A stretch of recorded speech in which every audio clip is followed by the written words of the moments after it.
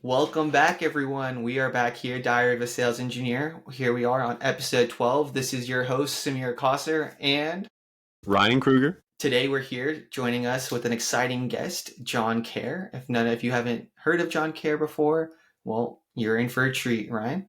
Yeah, we are super excited to have John Kerr joining us on the podcast today. John is an absolute legend in the sales engineering world and the author of Mastering Technical Sales, the go-to guide for SEs across the globe.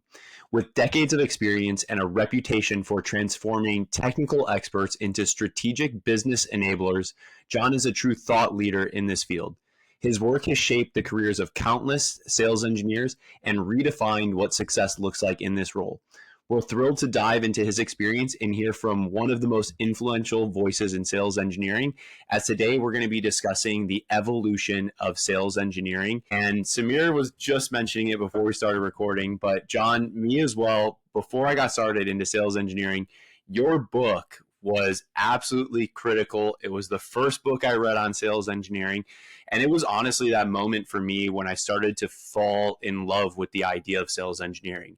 So this was before my first ever on-site demo. It was before my first ever virtual demo, but all of the tips and tricks within the book were honestly crucial to setting up for great success. And this is definitely, like Samir said, a pinch me kind of moment here to be years later and talking to the person that wrote the book.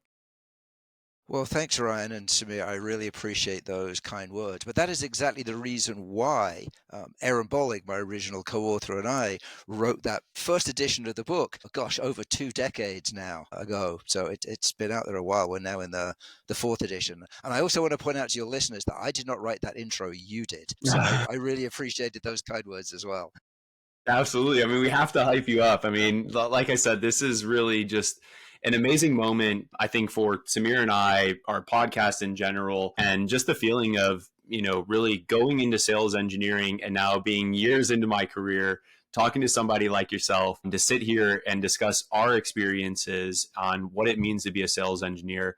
It's just a very cool moment. Yeah, one of my clients gave me the moniker, the godfather of sales engineering, a few years ago. And I wasn't sure if I liked it or not, 'cause it's got those mafia connotations. But I decided that it was done with love and I would gratefully accept it. So I have now embraced being the godfather of sales engineering. That's awesome. So I know you mentioned, this book has been 2 decades old, and a lot of those values are still applicable. But over your time as an SC and being in this space, how have you seen it change or not change? Wow. So that is a huge question. We should probably have an entire podcast on that. We are. So my very first call as a sales engineer, and I'm going to date myself here, was September 1984. Right, so we're talking 40 years ago. Now I know you're thinking, "Gosh, he is not that old," but that is that is the case. So there's been a lot of change over those 40 years. So my very first sales call as a sales engineer was in September 1984.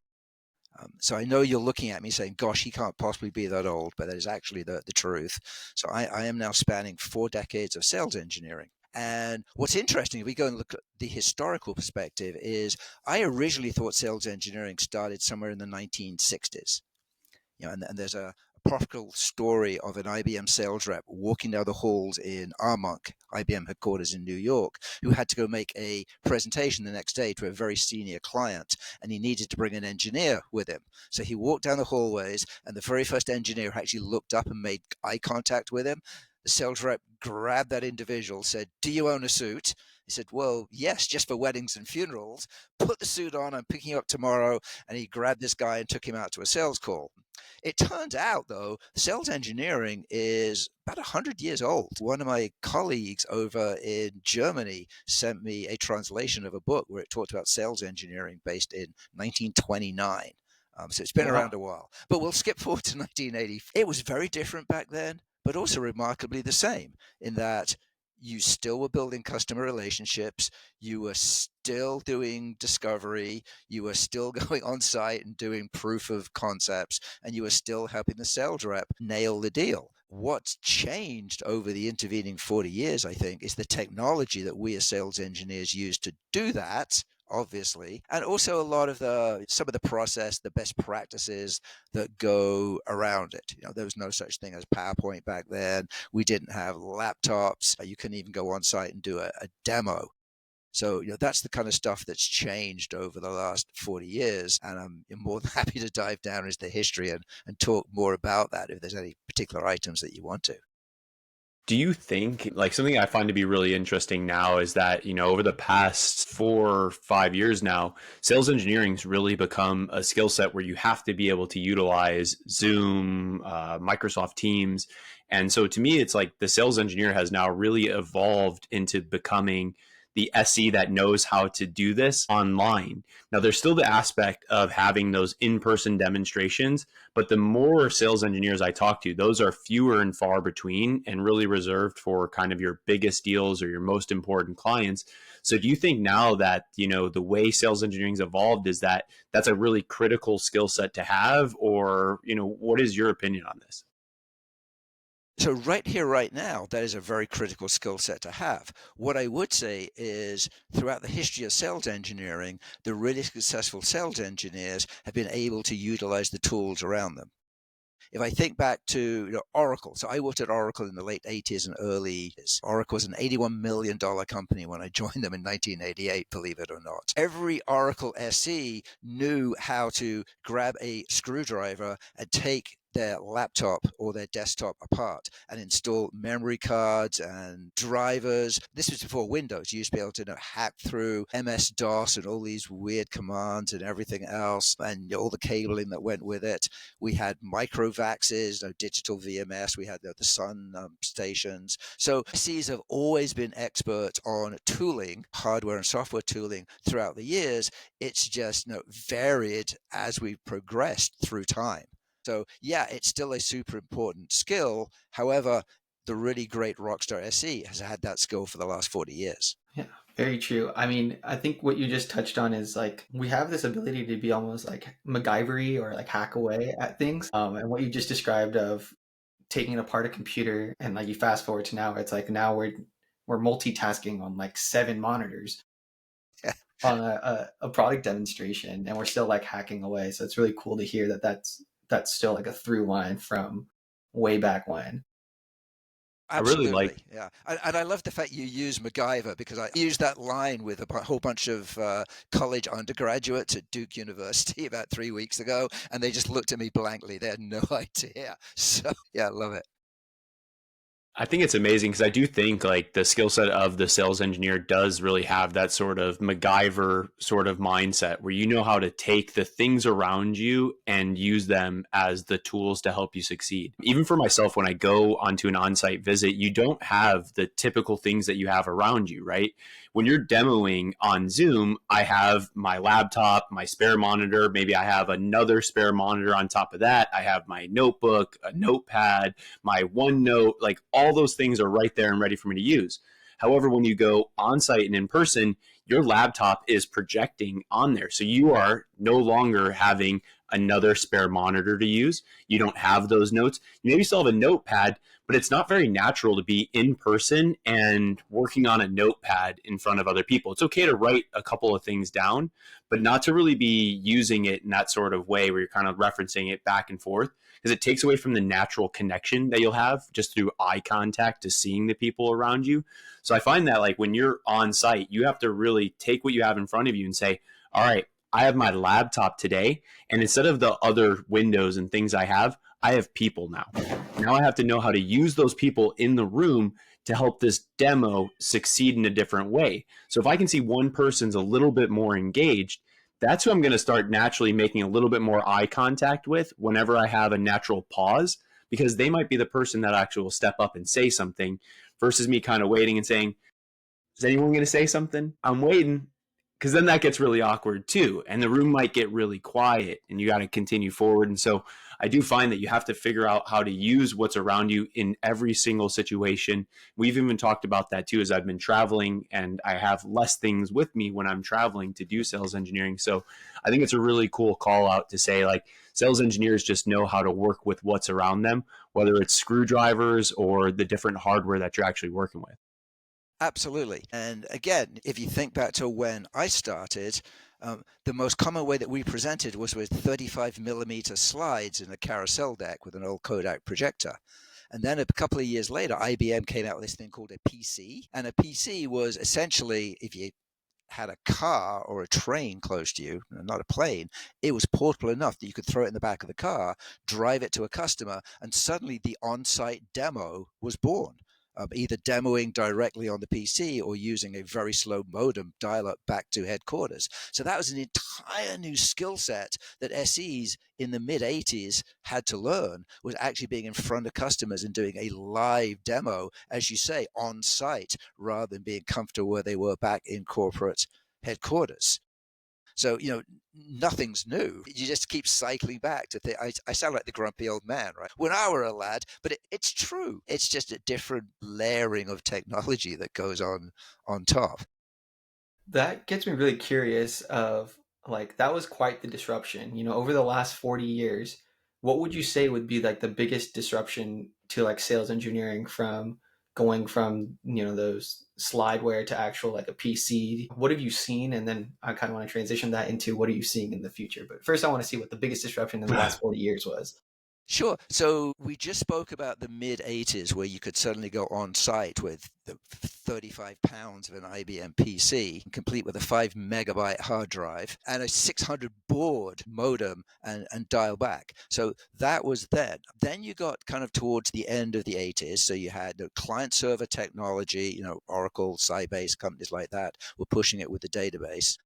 Laptops then that were powerful enough to go on site. So we had Toshiba and IBM laptops, either running Windows or OS2, believe it or not, and being able to go on site and demo with those. Then you go into the mid 90s and this thing called HTML and the internet arrived. And suddenly you had back then what was gorgeous web-based interfaces into a back-end product. So that made a lot of changes. And suddenly as an SE, you had to learn a ton of code as well as still being able to hack all the hardware. Next thing that changed was probably in the early 2000s. This company called VMware came along. Now, VMware didn't quite revolutionize the SE environment like you think, but what it did do is give us the ability to have truly portable demos. And you got to the point where, 2002, 2003, we were shipping hard drives around that had virtual machines on because that was the only way you could distribute demos out to SEs in environments. Then, next radical change is companies like Salesforce comes along. So software as a service, then blend that into almost everything as a service. Then the way you sell changed. You go from large annual contracts to monthly recurring revenue. So that has changed. Again, a big change. And right now we are, getting smacked on the nose by AI, and I'm sure we're going to jump into that. So again, multiple cycles. Each one of this has disrupted either the role or the industry or the way we sell. And the SE job has survived through it, and we will survive again with AI. You just need to be Darwinistic and adapt. I think you actually say something really cool here at the end, the adapt part. And something that I get a lot of questions about on LinkedIn is how do you stay on top of all the changing trends? So you just described 40 years of changes to technology. How did you manage to stay on top of being an expert in all those different changes that happen? Wow, I'm not sure I did. I feel like I just kind of did an SE version of that Billy Joel song. We didn't light the fire, right? All the things that happened. You kind of have to pick and choose.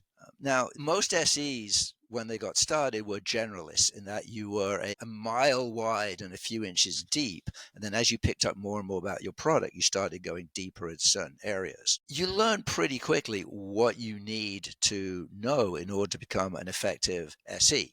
And it's not just your product, your technology, but it's the surrounding tools that make it easier for you to do your job and for you to help the salespeople sell their stuff. I think one of the things about being a sales engineer, right, I mean, you look at the basic behavioral traits that we have, right? We love to solve problems. We love to make people happy, and we live to learn new stuff. And if you put those three together, I think that's the typical behavioral blend of a sales engineer. So it's usually not too hard for sales engineers to stay on top of things, because that's one of the behavioral traits that we love to do anyway. It gives us joy. It gives us pleasure. It's what gets us out of bed in the morning. So I think it's a natural trait of being in the position. Yeah, we're Awesome. always on top of the latest stuff, and I feel like we're always just like curious to see what else is out there and get our hands on it. It's You very have to true. always be curious. I love cats. Cats are curious. As sales engineers, the best thing you can do is be curious. When something comes up and you don't know how to do it, ask yourself why. Or when you get a weird response in your software, don't just sit there and say, "All right, that just happened today because it's a Monday morning at 9:45. It's just going to do that every Monday at 9:45." Start trying to figure out, is that going to happen 15 minutes from now? Is that same behavior happening? How am I recreating that behavior? All right, then start asking your engineers, why is this happening? Is this supposed to be happening? It seems like a bug to me. But if you're curious, you start to ask those questions to your engineers, you actually start to get really thoughtful technical answers. And if something like that ever comes up on a demo, you now get to actually use the technical language that somebody else told you and relay it back into your own words. And I find that's a really effective way of not only learning your technology, but also just some of the technical aspects of the actual hardware or software that you might have to deal with. Exactly. I make a joke and I play on my name. One of the acronyms that's important to the SE is CARE, right? CARE. It stands for copy and repurpose everything.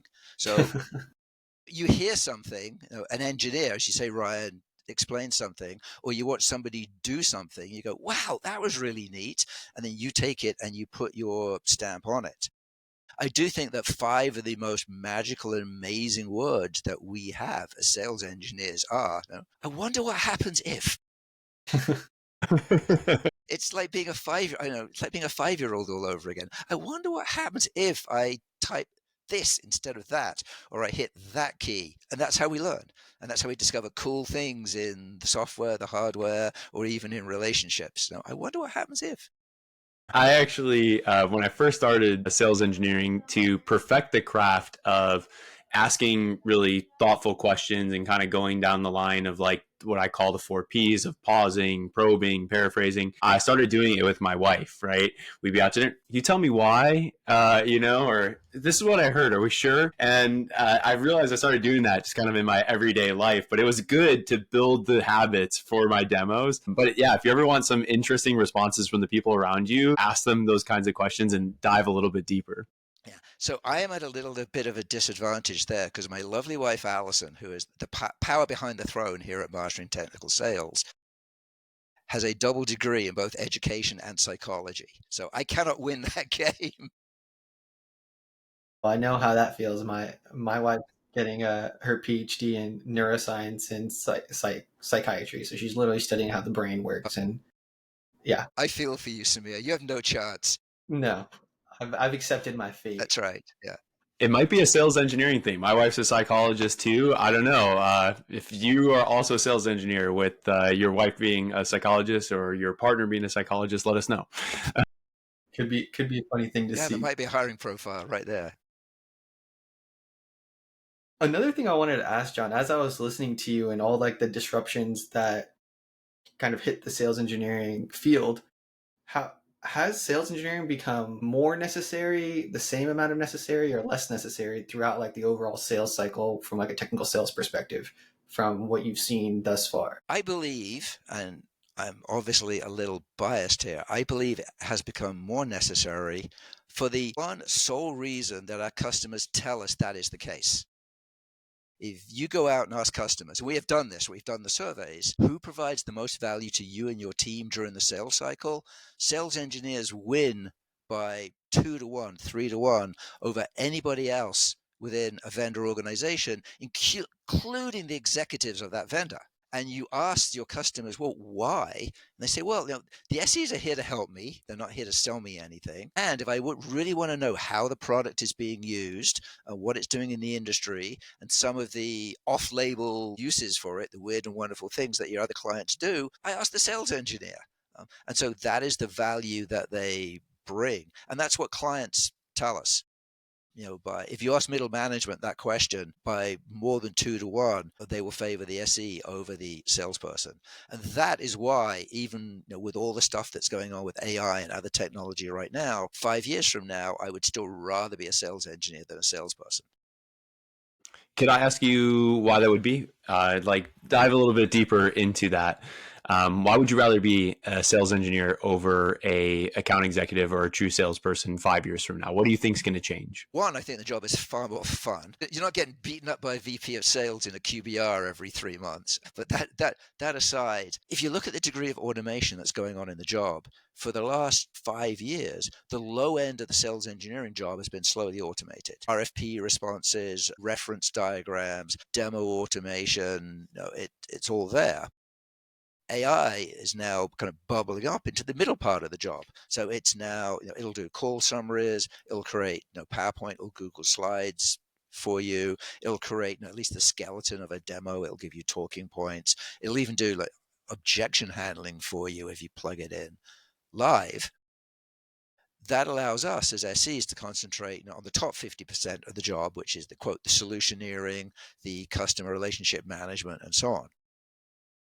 If you look at what can be automated from a sales rep point of view, and if you take out the relationship piece, which is an incredibly important part of being a salesperson, almost everything else that a sales rep does can actually be automated and could be now, or at least by the end of 2025. Not necessarily the case with sales engineering. And at some point relatively soon, their bots are going to be buying from our bots. And that's where the relationship is going to be for the low end stuff. I mean, a friend of mine runs procurement for a fairly large company, and they just basically have bots and automation that goes out and buys the mundane stuff like toilet paper, paper towels, all the sanitation stuff, anything they need for the offices. And that's been automated for years. I mean, no salesperson is involved. So that's why I'd rather be a SE than a rep in 5 years, and also the customers are pulling us that way too. The rep to SE ratios, which were pretty nice 20 years ago and even 10 years ago, got really skinny over the last 24 to 36 months. They're now fattening up a little bit again in a number of companies as an incremental headcount is actually getting applied to the SE team and not to the sales rep team. Yeah, my personal take on this too is that as solutions become more technical with the use of AI, is that you have to have more technical sellers too. So that means your solution consultants, your sales engineers have to be the ones that are driving a lot of that relationship. And our account executive counterparts also have to up their game on how much technical knowledge they have, because it's hard to sell a technical solution if you don't know really what it's doing. And I find the best account executives are the ones that are out there doing a lot of research and figuring out that information for themselves. Those are the reps that I see really succeeding right now. Absolutely. And those have been the reps that have been succeeding despite what the challenger sale says for the last 30 years, is the one, not necessarily the ones who can demo the product, but the ones who can talk about it, understand some use cases, and can link the business needs back to the technology that sits within the products and services that you're selling. And that's just so critical. So with the rise of AI, you touched on some of the things that it does to help us as SEs.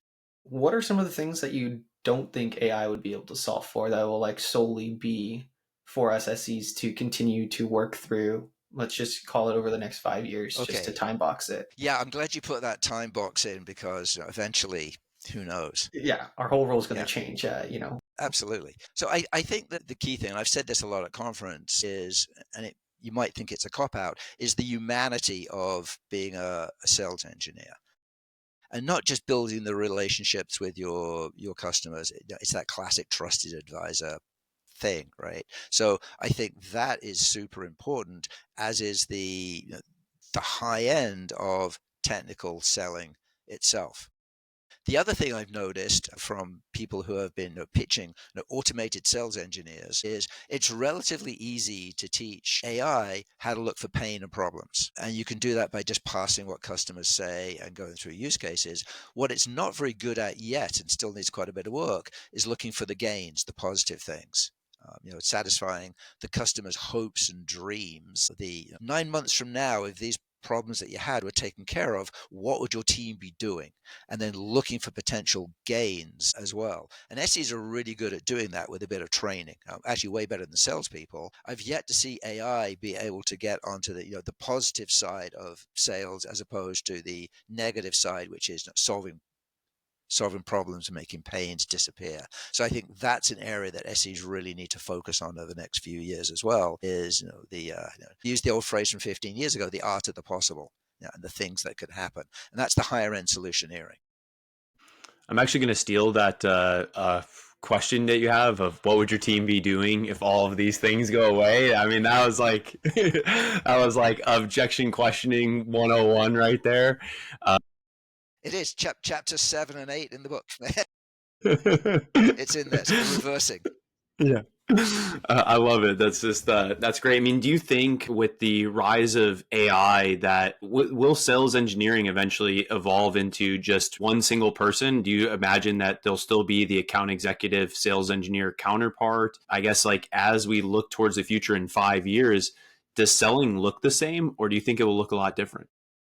Selling's going to change, and I'm not quite sure where it's going to end up. There's still definitely going to be a need for salespeople, right, to manage the entire relationship and to I used to joke some salespeople were like dating services, and then you introduce somebody from one division of a company, of Johnson Johnson to another division of Johnson Johnson, and get them talking together because they were that common link, and AI might not be able to do that. So there's still going to be a need for salespeople. Will they blend together? There are some industries where they've been blended together for 20, 30, 40 years. Heavy industry, people who go out and sell polymers and things like that. They're called sales engineers, but they are literally half a salesperson and half an engineer. They've been around certainly for quite a while. Many engineers don't want to sell.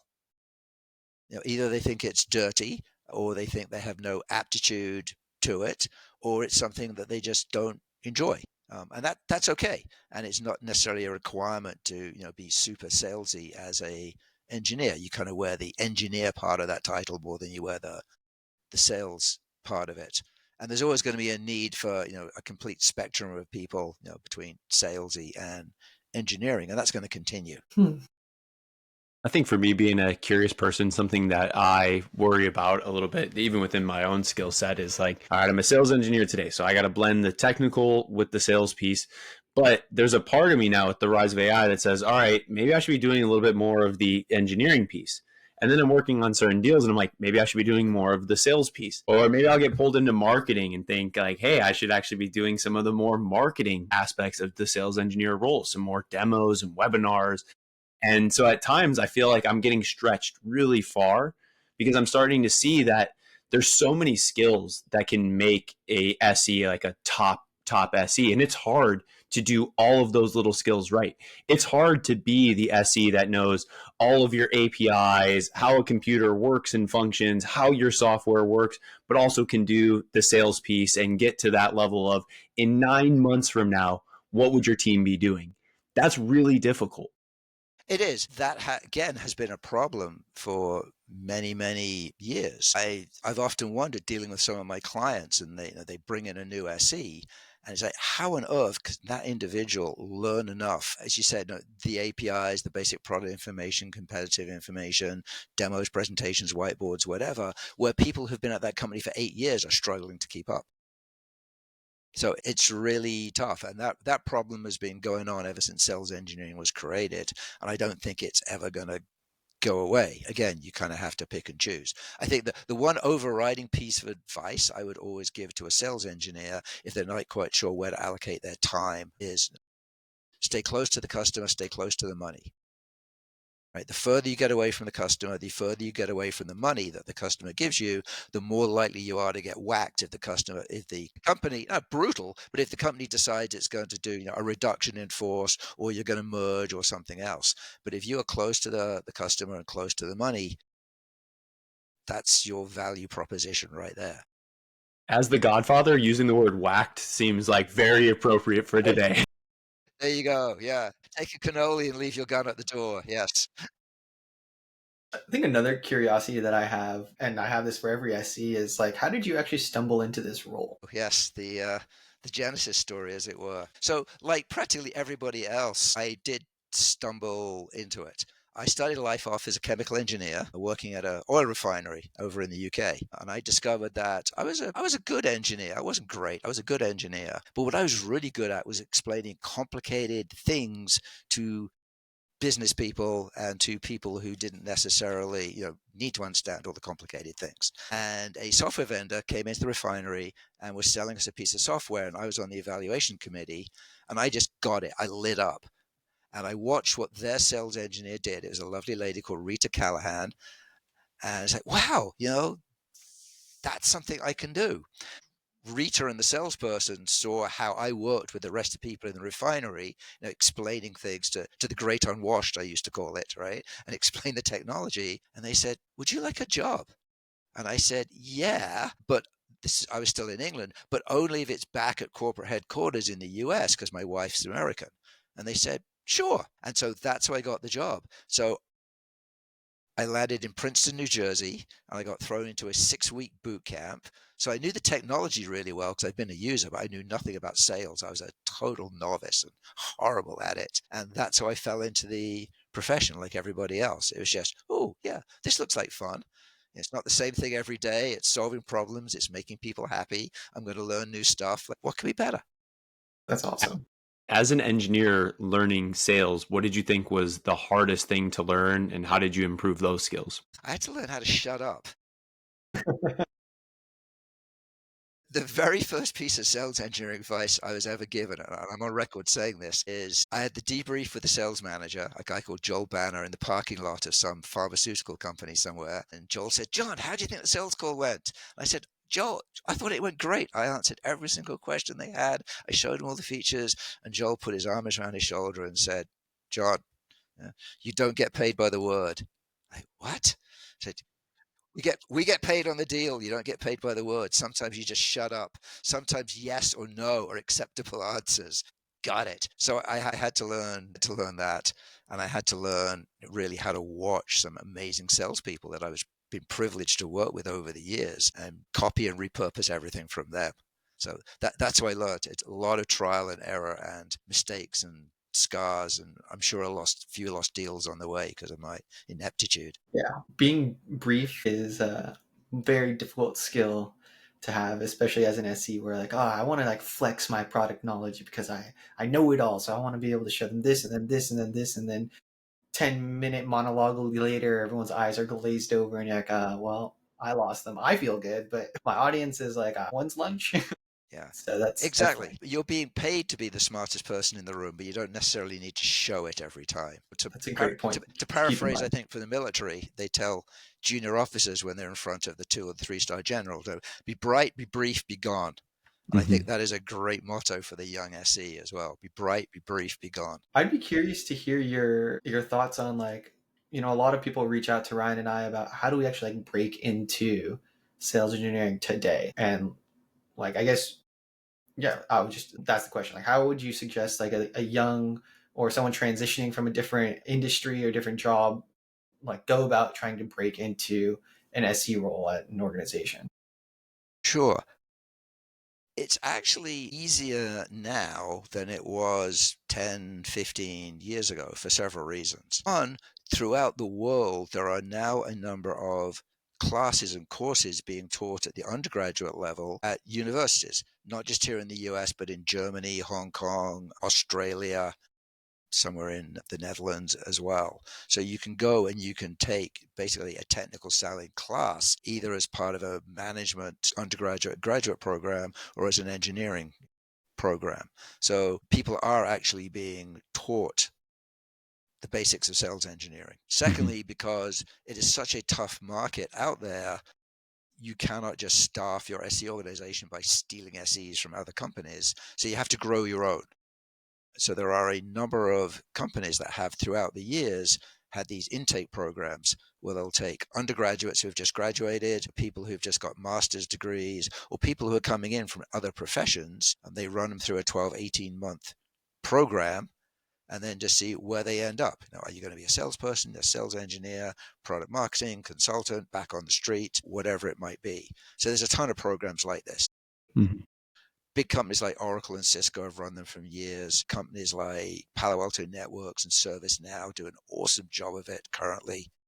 So that's really the way to get in. Taking one of these online classes that teaches you how to be a sales engineer, I think, is a waste. It's Mm-hmm. not going to guarantee you a job at the end. So it's more about getting experience and looking at some of these Mm-hmm. companies and getting into these programs. And they are hungry for people. There's very few requirements that you have to have. If I look back over the years, I have hired a Shakespearean scholar. I have hired many, many music and English majors. I did once hire a NASA rocket scientist. So I have hired people from all over the place to come and be sales engineers, without an IT background. But if they show the aptitude, and Ryan, to your point, they show the curiosity and they're self-starters, that is a long, long way to becoming a highly successful SE. So that's how I would go about it. Kind of a long answer there, Samir, Mm-hmm. but you're in better shape than you were 10 or 15 years ago when you literally had to trip over somebody who knew what sales engineering was to get a job as a sales engineer. And hand up, I was actually one of those people that ended up in one of those programs. I ended up at a 7-month program at Oracle NetSuite being trained on how to become a sales engineer. And it was the best thing for my career. And it's allowed me to really flourish in this role because I learned the basics of all the sales engineering things, how to handle an objection, what are the different buyer personas on a call, how to lead a demonstration and answer questions and do the 101 things that are required from you in a single split moment. And, you had said one of the challenges you had was learning how to be brief. I can tell you, like, the first time I did my initial demonstration, I was the SE that was just rambling on like the clattering teeth that you might get at like an arcade. And my manager was like, Ryan, what are you doing? Like, slow down. Okay. I can't ask you a question and you give me a 5-minute monologue. That's really a 20-minute monologue, but you've slammed it in 5 minutes. Like, I don't even understand anything. Yeah, we've all been there, Ryan. It's a rite of passage, I think. It definitely is. I do know it's getting late on your side, and I want to be respectful of your time because this has been an awesome conversation thus far. I guess any parting words you would want to leave us or our listeners as we continue to embark on, the next 40 years of sales engineering? I hope I'm there to see it at the end. We'll be at the 9th edition of the book by then. So I would say it. I always say this: it's an exciting time to be a sales engineer because it is literally one of the absolute best jobs in the world, if and only if you choose to make it so. I mean, you can sit in your rear end, you can complain about RFPs and last minute demos and salespeople who've got no clue, over demanding customers. And yeah, that happens, but it is still one of the best jobs in the world. Again, because you get to solve problems, pains and gains, you get to learn new stuff. And if you do it right, you make people happy. And again, those are the 3 drivers, I think, of being a sales engineer. And as long as you can satisfy, any 2 of those at any given point in time in your career, you're doing great. And if you're lighting up all 3 of them, then that is fantastic. So again, I think it's a great time to be an SE. We are still in demand. There are still companies trying to manufacture their own SEs and doing these intake programs. The programs that are being run at universities are growing. There's a National Society of Sales Engineers. There's similar ones in a bunch of other countries around the world. We've now got to the point where I think there's been $750 million invested in venture capital into tooling for, technical sellers and sales engineers, all stuff that wasn't around 10 years ago. And if that isn't exciting and doesn't, give you a buzz, what will? Yeah, I'm super stoked to be an SE and continue to experience where it goes. Well, I guess on that note, we'll cheers to the next 40 years of sales engineering. Yay. To the future to come. And, we'll see over the next 5 years how this will really change. And it was just awesome to hear your insights into how the role has changed and how you think it's going to evolve in the next few years. And I think I speak on Samir and I's behalf when I say we are absolutely honored to have you on our podcast today. True pinch me moment, like we said. It's just awesome, really, to get to know you and have you on to share your insights. Well, thank you. I love doing things like this, and it improves the profession of pre-sales, and that's why we do it. That's why I started the company. So thanks for being the catalyst to help me hopefully reach a few more people and keep on doing what you're doing. I love it. We need more resources like you're creating. All right, Ryan, that was one, that was awesome. Two, that was a lot in there.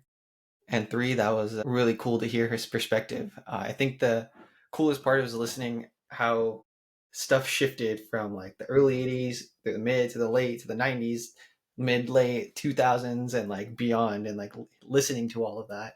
Because like in our minds, we've always been selling SaaS software. Like it's always been SaaS. We've been doing this like 5, 6 years, and like SaaS has been around since we've grown through adolescence. Like SaaS came about what 2007. We were in like 7th or 8th grade. Like, we've only known SaaS. So it was really cool to hear that progression because it really puts things into context. Legit had goosebumps during this episode. I don't know if you did. I for sure did. Okay. And I'll tell you, like, as John was going through the progression of the first, 40 years of his career and talking about, bringing a PC in a car and lugging it on and building a PC, like, that was really amazing to me because you're right. For us, all we know is SaaS, right? Our whole entire lives and careers have been SaaS. And even the first question I asked him, like, do you think like Zoom? And he's like, well, that's a really important skill set now, but 40 years ago, you didn't have to have that skill set, right? We had to adapt to having that skill set 40 years later.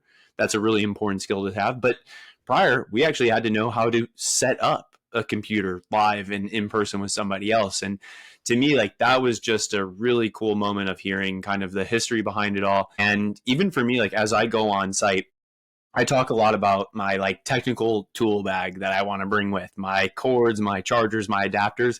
Can you imagine what the technical tool bag must have looked like back then? I mean, you would have had to have had screwdrivers, whatever you needed to make that thing happen. I think that's really cool to kind of put into perspective. Like, you still had to have a technical tool bag in each situation. The other one, though, probably weighed like, 4 times as much. Yeah. It must have been wild lugging around a 35-pound computer. PC just been like, yeah, you definitely need to be hitting the gym to be doing on site demos at that point. One thing too that came to my mind as John was speaking, I thought it'd be cool for us to talk about because I know you and I, when we're offline, we talk a lot about quote unquote sales engineering in the wild. And for some reason, just hearing John speak today and, kind of the skill set of sales engineering, it makes me think about, not necessarily like how the role has evolved, but how in my day-to-day life, I see a lot of different professions actually utilizing this different skill sets that a sales engineer has. And my belief is that over the next 40 years, like the rise of sales engineering will become a household name of a job that people actually know about. And I know that's something you're really passionate about. But I also think that there is going to be other roles and professions that are out there that really have to have a lot of these technical skill sets of how to work with clients, how to manage those, even just at like a shop down the street from you, because they're going to want to know, how do I need to sell to the person that walks into my store? What sort of information do I need to collect from them? What sort of pain do I need to uncover with them? And so just hearing him speak about those today really made me think about the sales engineers in the wild. I'm not sure if you're connecting to that at all.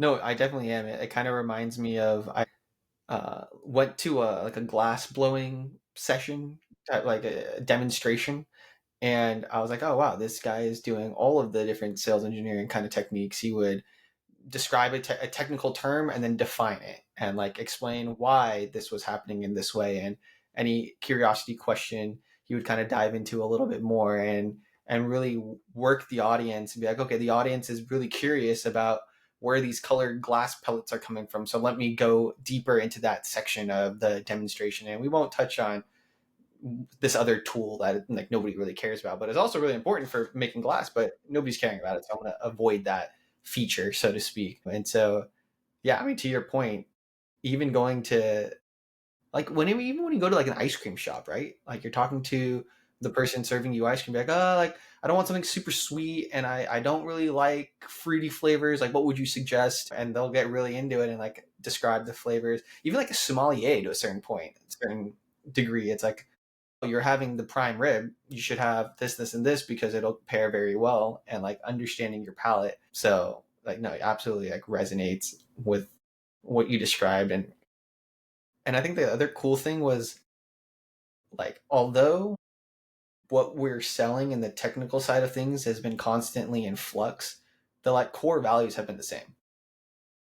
Like curiosity, helping, just wanting to like Stay close to the customer, stay close to the money. I mean, yeah, we are driving sales. And if we venture too far into the engineering piece, you are definitely at risk of getting whacked. Because if you're not driving sales, at the end of the day, when somebody goes and runs that report and they see all the other sales engineers, they say, wow, everyone's doing really, really well. Ryan, you might be building us some cool stuff. And maybe we could repurpose Ryan into a more engineering focused role.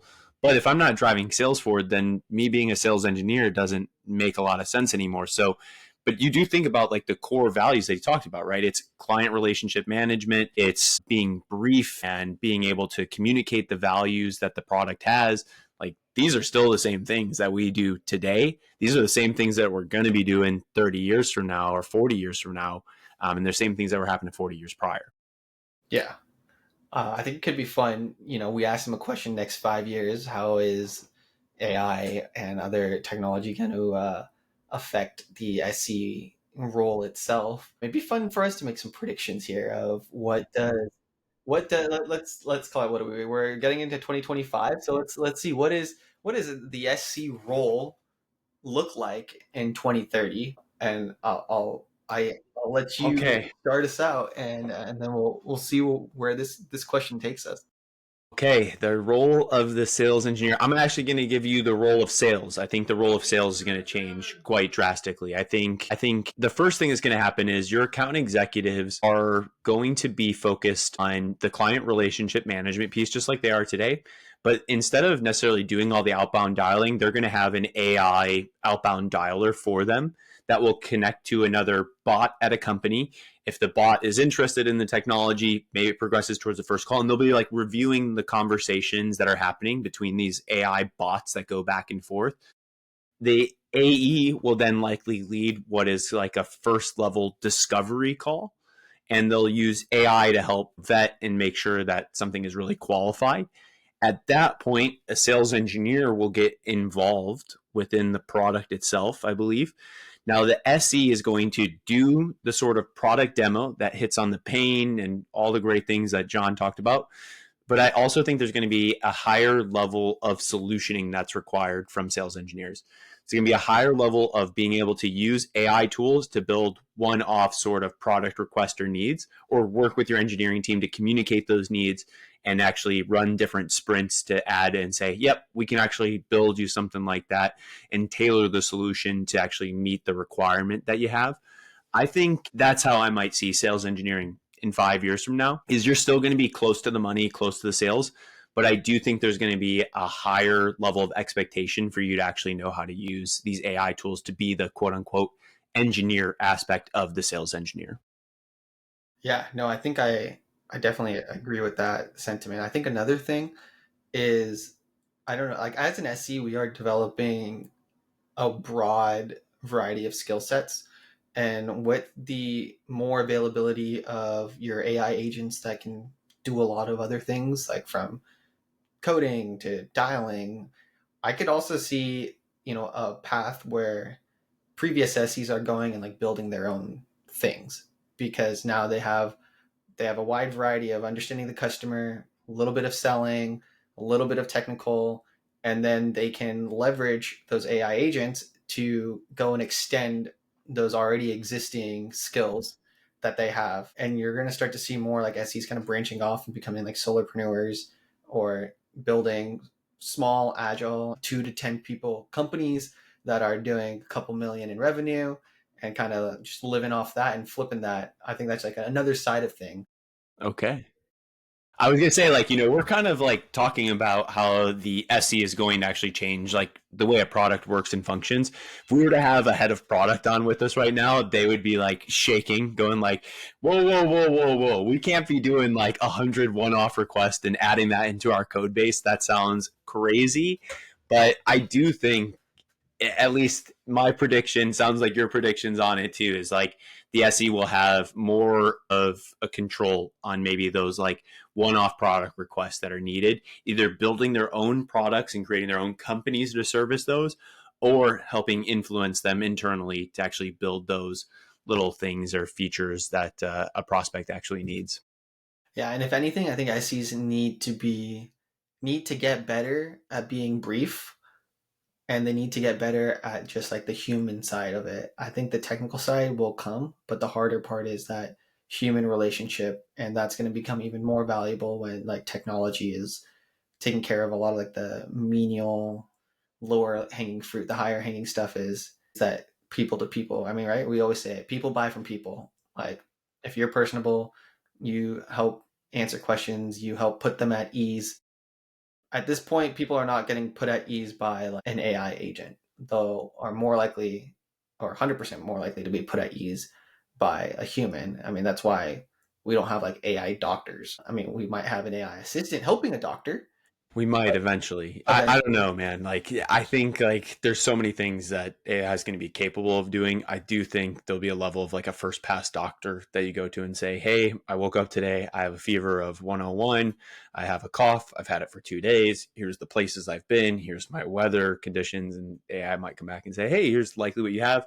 Maybe it will We recommend that have you that actually go today. see a doctor." Yeah, I know. That's what I'm saying. Like, We have that with ChatGPT. I mean, a guy literally did that. He described his things, and it turned out that he was having like a pre heart attack.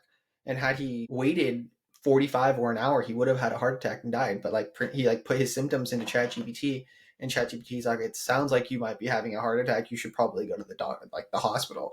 And he went to the hospital, and then like they found out like he was just like right on the cusp of one. So like we're kind of like already there, but still like you need that bedside manner.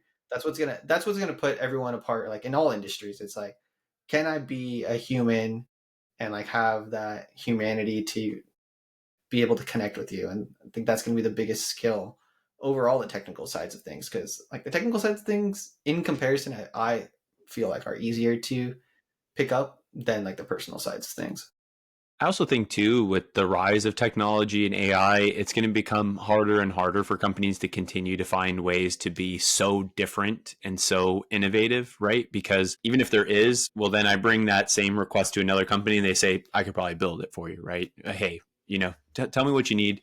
Oh, if they can do it, we can build it for you. So I think it's going to be harder and harder to really separate yourself technically. So it is going to come down to the quote unquote bedside manner of how do you actually talk to somebody and relate to them and connect.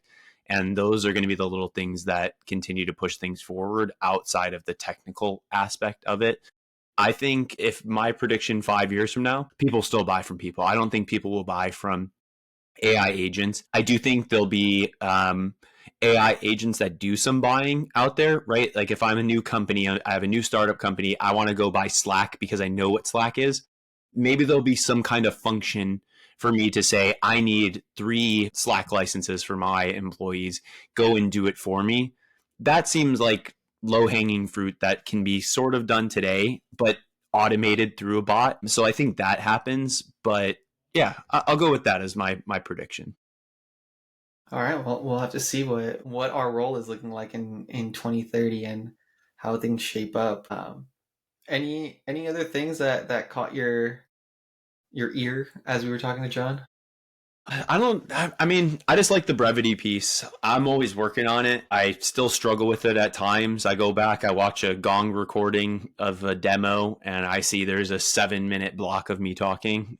Like, not good. I'm losing the prospect in there. So it's something that I always struggle with. So I'm always working on it. I try to see or try to feel those moments happening, but it's still hard because the engineer inside me comes out at times, or just the personality in me comes out that likes to talk. I mean, heck, we do a podcast talking about stuff. We I we like like to talk. we like talking. I really liked what he said. The story he told of you don't get paid for the amount of words you say. I thought that was a really funny and also like very true thing to just keep in mind. It's like I'm not paid per word. If anything, we want to say less words so each word is more valuable. But it's like a good reminder. It's a good, I mean, it's a good thought exercise, right? Like, imagine yourself in a situation where you have a prospect come to you and they say, I want to buy your product. I think there's sales engineers that handle that in two completely different ways. I think you have your sales engineer that says, great, let's still show you a demo on everything I want to show you because I'm really passionate about the product. Then I think you have the other sales engineer that says, awesome, what do you need to see today for you to sign? You want, what do you need? What else do you need to know about our product? And if the prospect really wants to buy, they might just say, look, I know exactly who you guys are. I've used your product in the past. I just want to buy it. All right, do we even need to do a demo today? Probably not. How So many I do you think there's want? two ways you solve for that.